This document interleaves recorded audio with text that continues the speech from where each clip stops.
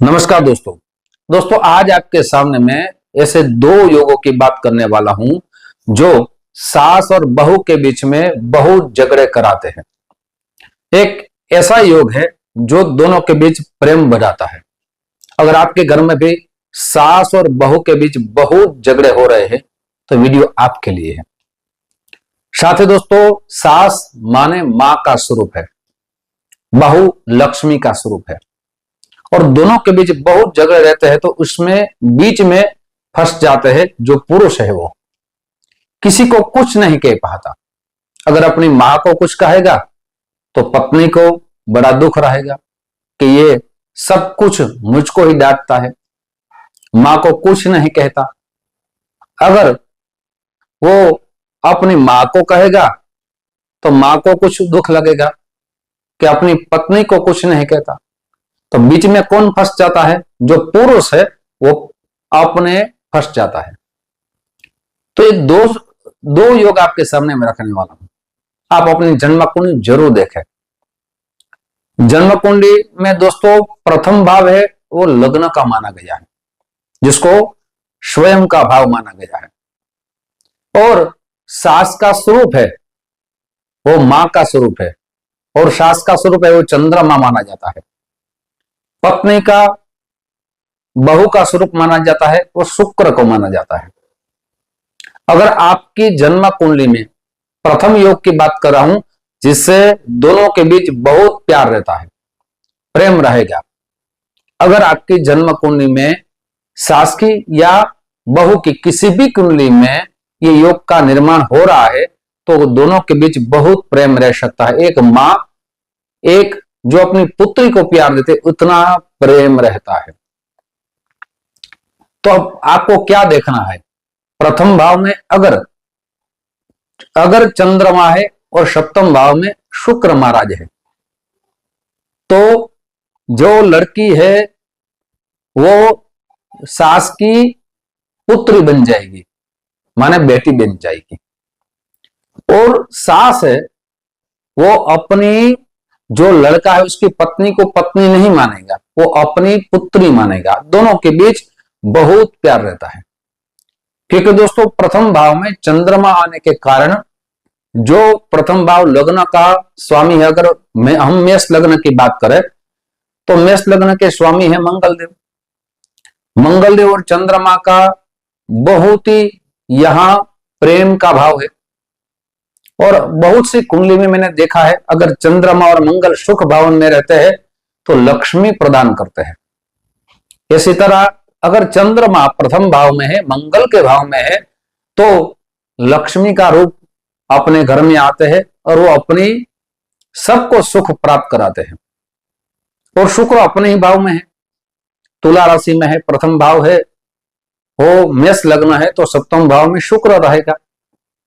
शुक्र अपने भाव में है तो जो मां है वो बहुत प्यार उसको देगी, सारे कामों करेगी और दोनों के बीच बहुत प्यार रहेगा। इसमें बेटा फंसेगा नहीं, इसमें बेटा बहुत प्यार बढ़ेगा क्योंकि मां की ओर से तो प्यार रहता है, पत्नी की ओर से बहुत प्यार रहेगा, दोनों की ओर से रहेगा। ये प्रथम योग की मैंने बात की है।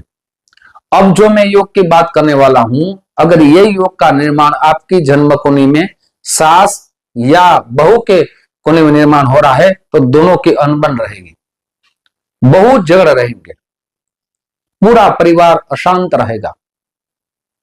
ये दूसरा योग की बात करने वाला हूं और उपाय भी है मेरे पास। ये उपाय आप जरूर करें। उपाय करेंगे तो आपके जीवन में जो झगड़े हो रहे हैं तो दूर होंगे, लेकिन ये उपाय आपको बड़े भाव से, श्रद्धा और विश्वास के साथ करना होगा। दोस्तों सारी बातें आपके सामने रखने वाला हूं, लेकिन उनसे पूर्व मेरी एक छोटी सी गुजारिश है। जो मेरे नए दोस्त मेरा चैनल देख रहे हैं दोस्तों, अगर इस चैनल को आपने सब्सक्राइब नहीं किया एक बार जरूर सब्सक्राइब कर लीजिए। ऐसी जानकारी आपके सामने मैं रखता रहूंगा। जिस माध्यम से वीडियो देख रहे हैं, अगर फेसबुक के माध्यम से वीडियो आप देख रहे हैं तो हमारे इस पेज को फॉलो कर लीजिए। साथ ही वीडियो अपने दोस्तों में ज्यादा से ज्यादा शेयर कीजिए। साथ ही जो मैं योग की बात कर रहा हूं, कौन सा योग आपके जन्म कुंडली में निर्माण हो रहा है वो भी आप जरूर लिखें, उपाय जरूर करें। साथ ही दोस्तों, अगर आपको अपनी जन्म कुंडली दिखानी है कि आपकी जन्म कुंडली में कौन से शुभ योग का निर्माण हो रहा है, कौन से अशुभ योग का निर्माण हो रहा है, तो यह नंबर दिया गया है, उस नंबर पे आप संपर्क कर सकते हैं। ज्योतिष देखने का समय सुबह 10 बजे से 1 बजे तक है, शाम को 5 बजे से 9 बजे तक है। मेरी ऑफिस गुजरात जामनगर में है। अगर आप जामनगर से बहुत दूर रहते हैं तो हमने ऑनलाइन की व्यवस्था रखी है। आप अपना नाम, जन्म डेट, जन्म समय, जन्म स्थल सब भेज देंगे, आपको कुंडली बना के कुंडली के अनुसार आपको उपाय बताए जाएंगे, शास्त्रोक्त उपाय बताए जाएंगे जो आप कर सके, सरल उपाय भी आपको बताए जाएंगे जो आप सरलता से कर सके। दोस्तों, आपको पहले अपॉइंटमेंट लेनी होगी, जो मैंने समय दिया है, सुनिश्चित दक्षिणा भेजनी होगी, फिर आपको समय भी दिया जाएगा, कुंडली भी आपको भेजी जाएगी। दोस्तों, अब दूसरे योग की बात कर रहा हूं, ध्यान से सुने। पहले योग हो रहा है चंद्रमा और शुक्र, इसी ग्रहों के वजह से दूसरा योग का निर्माण हो रहा है, लेकिन ये घर में बहुत झगड़े कराते हैं। कैसे? अगर शुक्र प्रथम भाव में है और चंद्रमा सप्तम भाव में है, दोनों का उल्टा हो गया। यहां क्या होगा? शुक्र प्रथम भाव में आएगा तो जो पत्नी आएगी वो अधिकार प्राप्त कराने के लिए झगड़े करेंगे।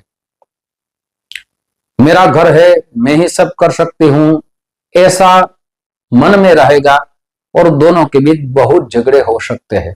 मंगल के भाव में शुक्र, माने वैभव के भाव में शुक्र आ रहा है और सप्तम भाव में चंद्रमा आ रहा है, दोनों को उल्टा हो गया।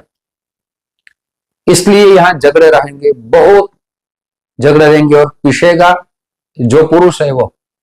अगर आपकी जन्म कुंडली में प्रथम भाव में शुक्र है और सप्तम भाव में चंद्रमा है तो आपके घर में बहुत झगड़े हो रहे हैं, तो उपाय आप जरूर करें।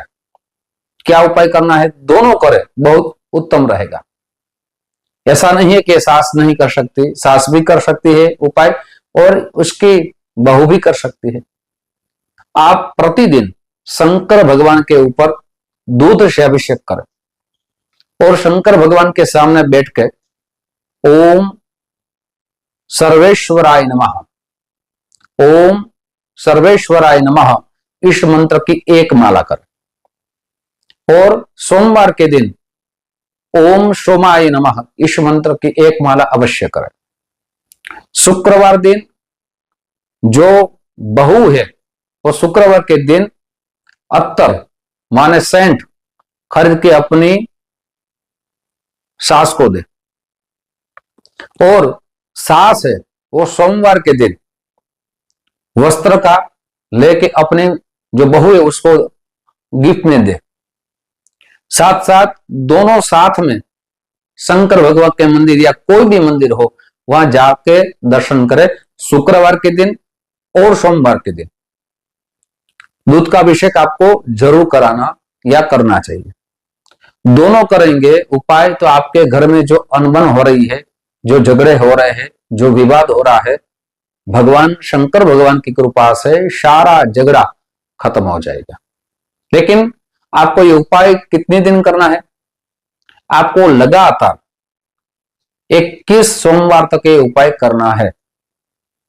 साथ ही जो मैंने गिफ्ट की बात की है वो भी आपको 7 बार लगातार ये उपाय आपको करना ही है, तभी आपके जीवन में परिवर्तन आएगा। दोस्तों, ऐसी जानकारी जो आपके घर में शांति की स्थापना हो, आपके जीवन में शांति की स्थापना हो, ऐसे उपाय आपके सामने मैं रखता रहूंगा। आप जो हमें प्यार दे रहे हैं उस प्यार के लिए आप सभी को दिल से बहुत बहुत धन्यवाद। यूट्यूब के माध्यम से, फेसबुक के माध्यम से फिर मुलाकात होगी। जय श्री कृष्ण, महादेव।